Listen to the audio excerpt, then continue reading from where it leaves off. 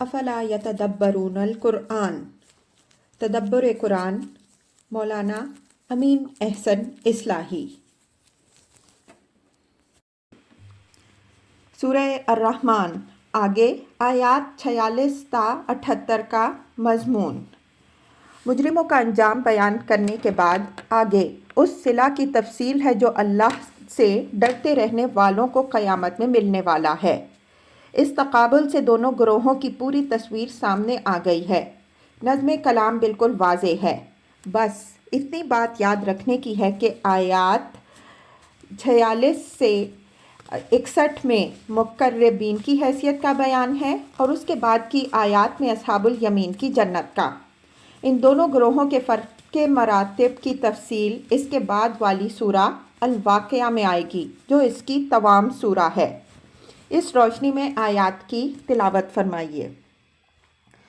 اعوذ باللہ من الشیطان الرجیم، بسم اللہ الرحمن الرحیم۔ وَلِمَنْ خَافَ مَقَامَ رَبِّهِ جَنَّتَانِ فَبِأَيِّ آلَاءِ رَبِّكُمَا تُكَذِّبَانِ ذَوَاتَا أَفْنَانٍ فَبِأَيِّ آلَاءِ رَبِّكُمَا تُكَذِّبَانِ فِيهِمَا عَيْنَانِ تَجْرِيَانِ فَبِأَيِّ آلَاءِ رَبِّكُمَا تُكَذِّبَانِ فِيهِمَا مِن كُلِّ فَاكِهَةٍ زَوْجَانِ فَبِأَيِّ آلَاءِ رَبِّكُمَا تُكَذِّبَانِ مُتَّكِئِينَ عَلَى فُرُشٍ بَطَائِنُهَا مِنْ إِسْتَبْرِقٍ وَجَنَى الْجَنَّتَيْنِ الدَّانِ فَبِأَيِّ آلَاءِ رَبِّكُمَا تُكَذِّبَانِ فِيهِنَّ قَاصِرَاتُ الطَّرْفِ لَمْ يَطْمِثْهُنَّ إِنسٌ قَبْلَهُمْ وَلَا جَانٌّ فَبِأَيِّ آلَاءِ رَبِّكُمَا تُكَذِّبَانِ كَأَنَّهُنَّ الْيَاقُوتُ وَالْمَرْجَانُ فَبِأَيِّ آلَاءِ رَبِّكُمَا تُكَذِّبَانِ هَلْ جَزَاءُ الْإِحْسَانِ إِلَّا الْإِحْسَانُ فَبِأَيِّ آلَاءِ رَبِّكُمَا تُكَذِّبَانِ وَمِن دُونِهِمَا جَنَّتَانِ فَبِأَيِّ آلَاءِ رَبِّكُمَا تُكَذِّبَانِ مُدْهَامَّتَانِ فَبِأَيِّ آلَاءِ رَبِّكُمَا تُكَذِّبَانِ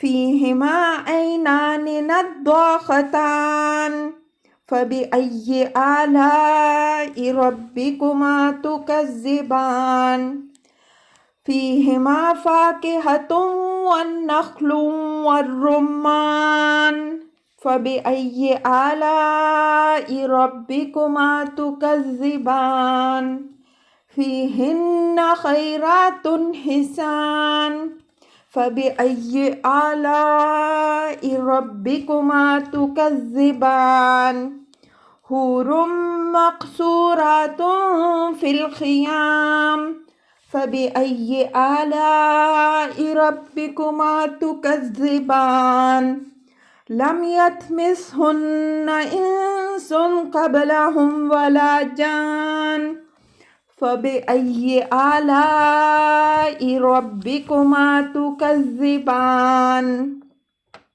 مُتَّكِئِينَ عَلَى رَفْرَفٍ خُضْرٍ وَعَبْقَرِيٍّ حِسَانٍ فَبِأَيِّ آلَاءِ رَبِّكُمَا تُكَذِّبَانِ تَبَارَكَ اسْمُ رَبِّكَ ذِي الْجَلَالِ وَالْإِكْرَامِ۔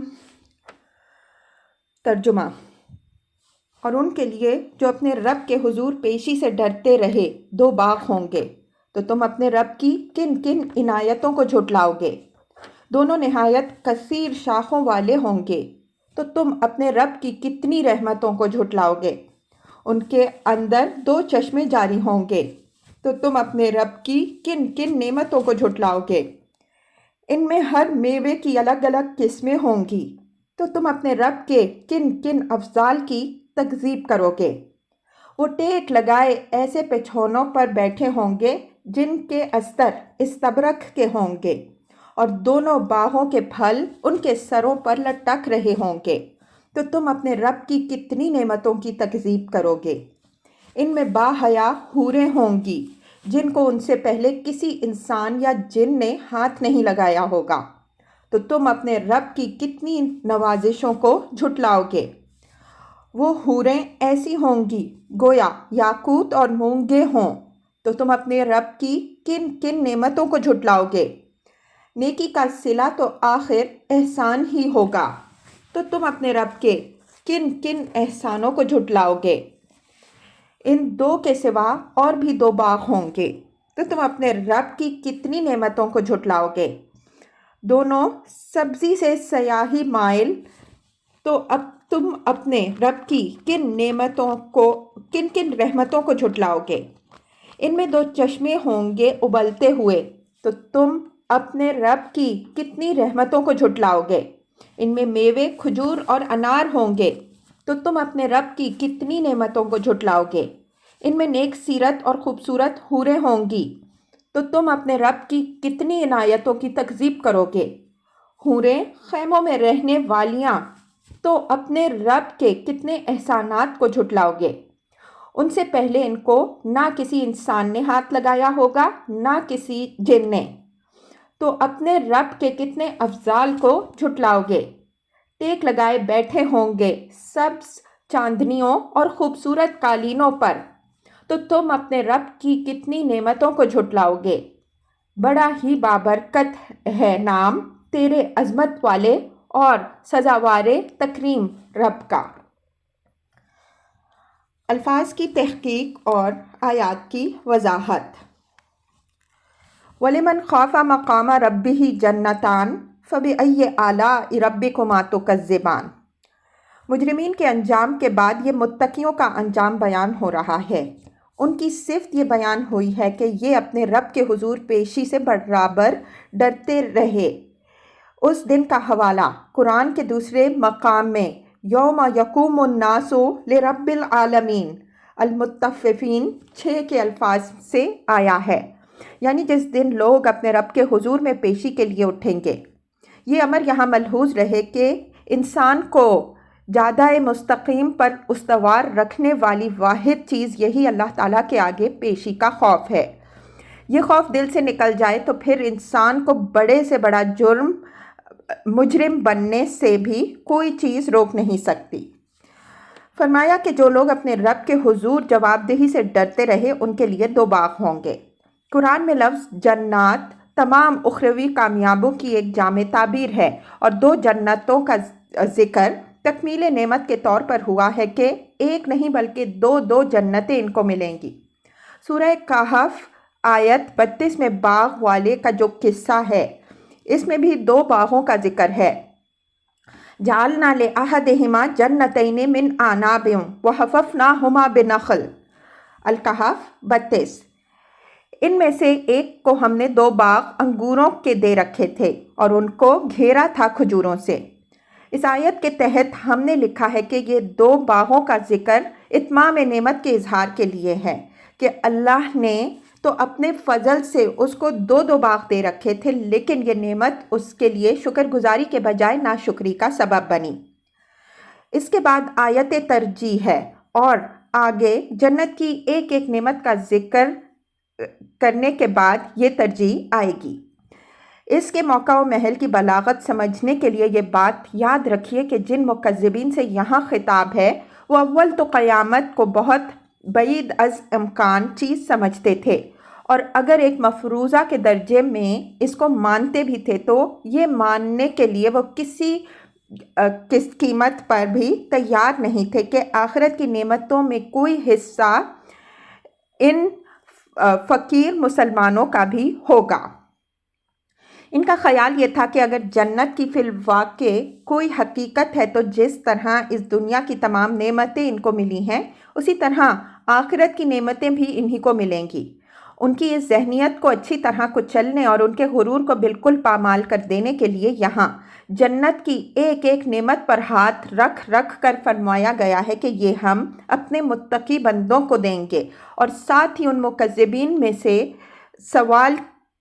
مکذبین سے سوال کیا ہے کہ بتاؤ تم ہماری کتنی نعمتوں کو جھٹلاؤ گے؟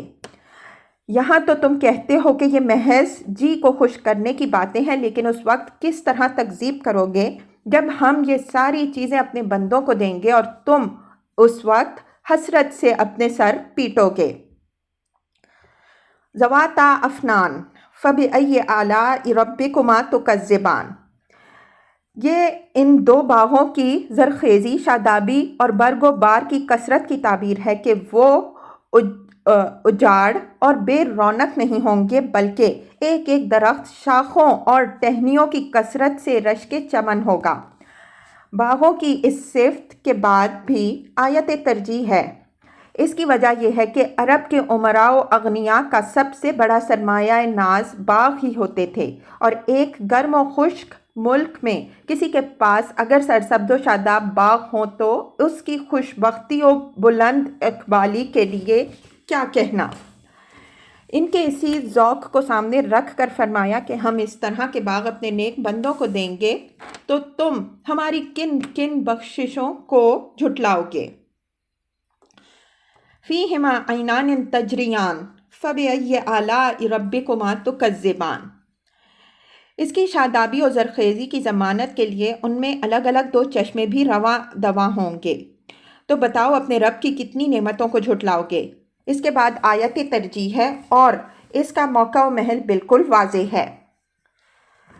فیہما من کل فاکہۃ زوجان فبأی آلاء ربکما تکذبان، یعنی دونوں باغوں میں ایک ہی قسم کے پھل نہیں ہوں گے بلکہ دونوں میں الگ الگ قسموں کے پھل ہوں گے۔ لفظ زوج یہاں ایک خاص مفہوم میں استعمال ہوا ہے جس کی وضاحت اس کے محل میں ہم کر چکے ہیں۔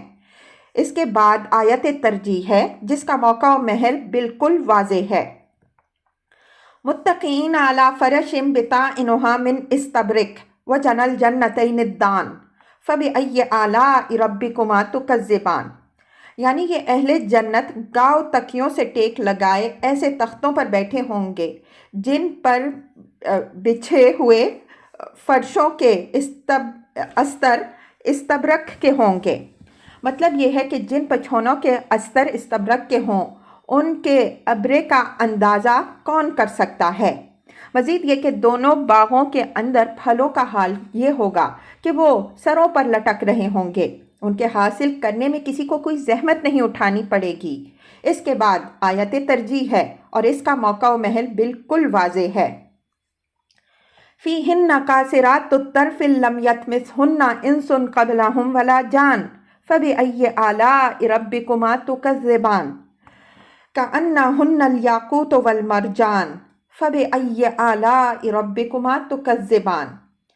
فیہن میں ضمیر جمع کا مرجع وہ تمام نعمتیں بھی ہیں جن کا اوپر ذکر ہو چکا ہے، اور جنت کے وہ تمام لان، چمن اور محل بھی ہیں جو لفظوں میں مذکور نہ سہی لیکن لوازم کی حیثیت سے وہ بدیہی طور پر سمجھے جاتے ہیں۔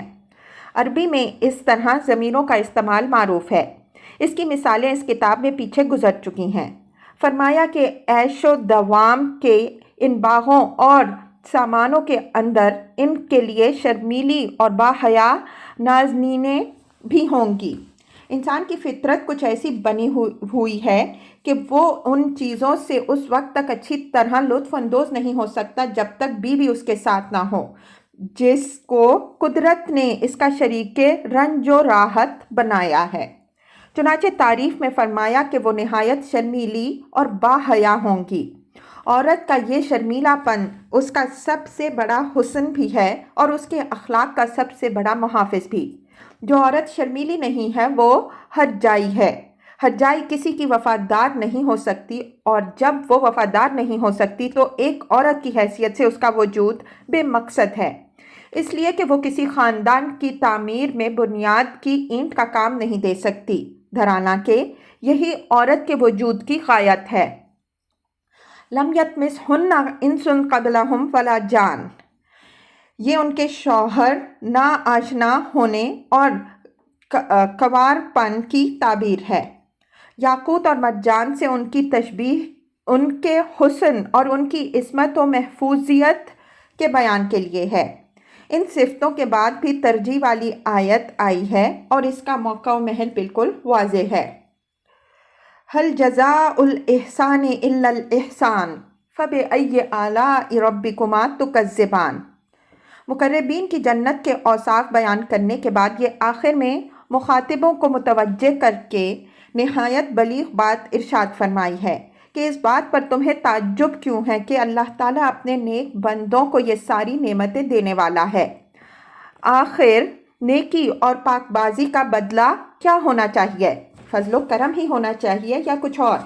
اگر اس کائنات کا خالق ایک ایسا دن نہ لائے جس میں بروں کو ان کی بدیوں کی سزا اور نیکوں کو ان کی نیکیوں کا بھرپور صلہ دے، تو اس کے معنی یہ ہوئے کہ اس کی کو نیکی اور بدی میں کوئی امتیاز ہی نہیں ہے، بلکہ اس سے یہ بات بھی نکلتی ہے کہ نعوذ باللہ وہ بدی کو زیادہ پسند کرتا ہے کہ اس نے شریروں کو سارے وسائل دے کر اس دنیا میں آزاد چھوڑ رکھا ہے، وہ اس میں جو ادھم چاہیں مچائیں۔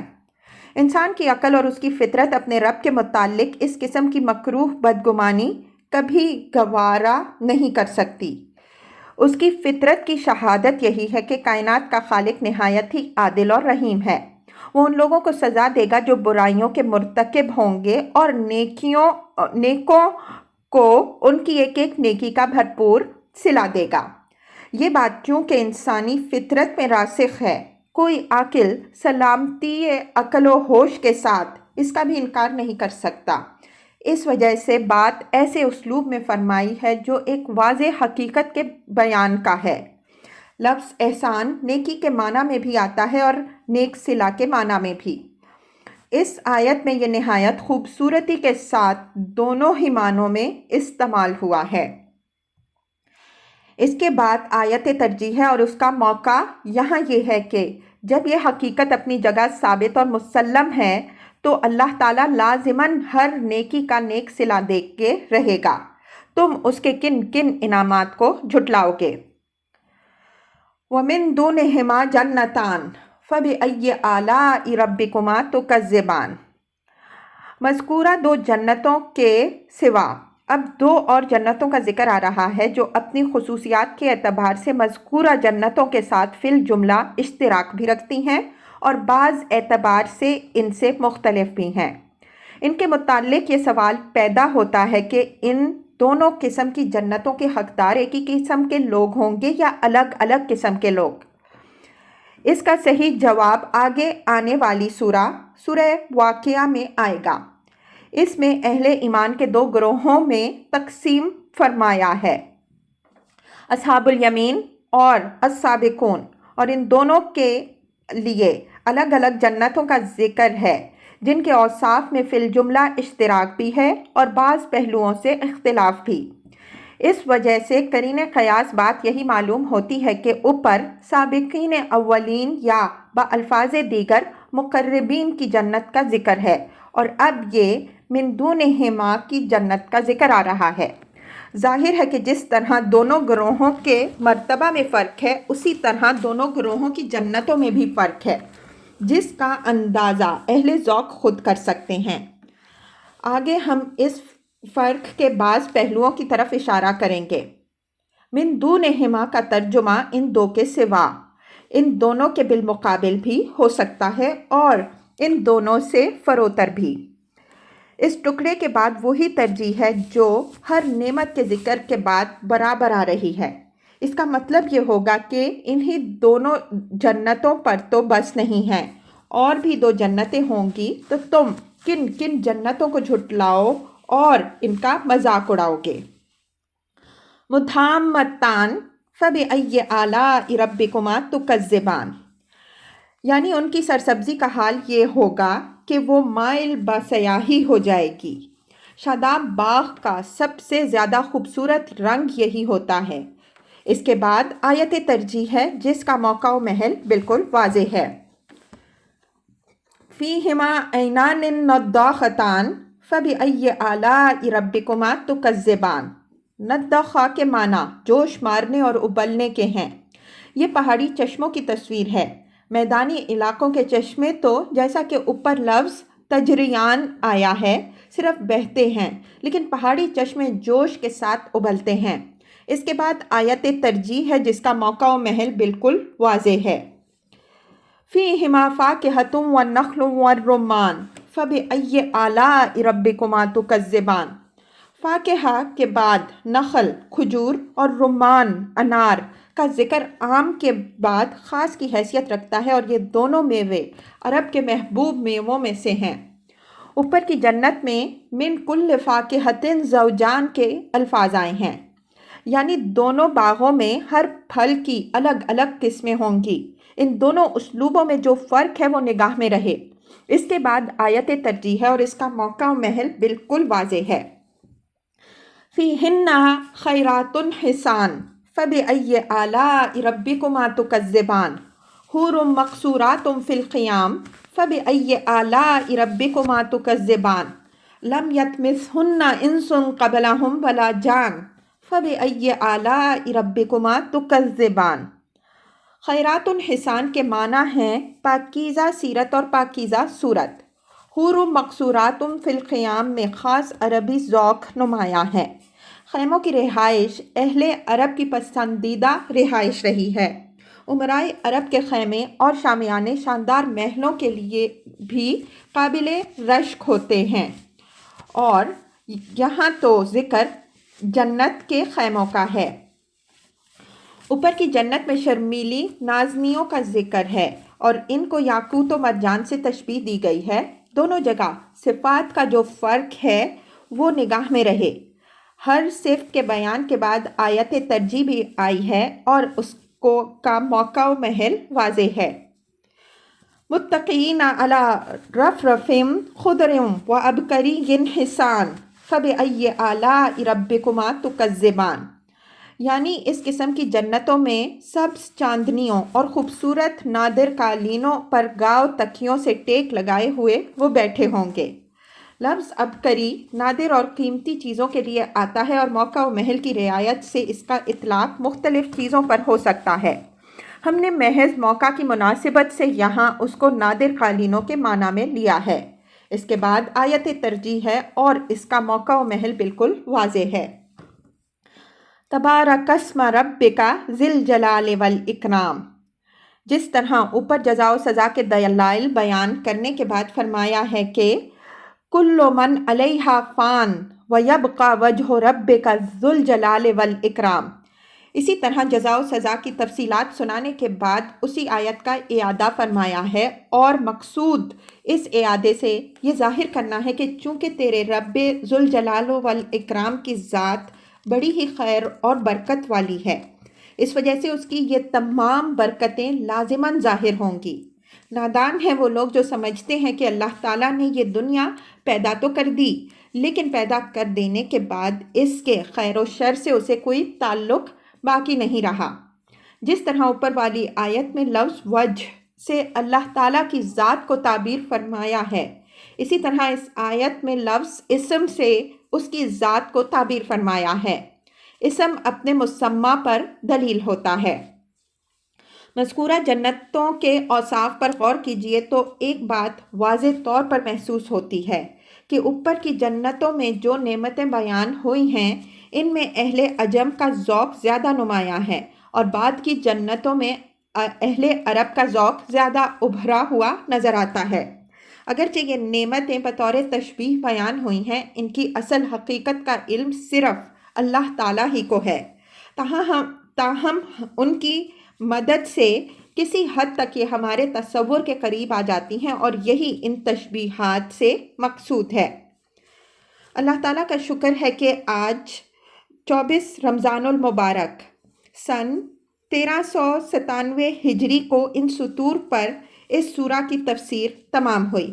فالحمدللہ علی احسانہ، لاہور 10 ستمبر 1977 عیسوی 24 رمضان المبارک 1397 ہجری.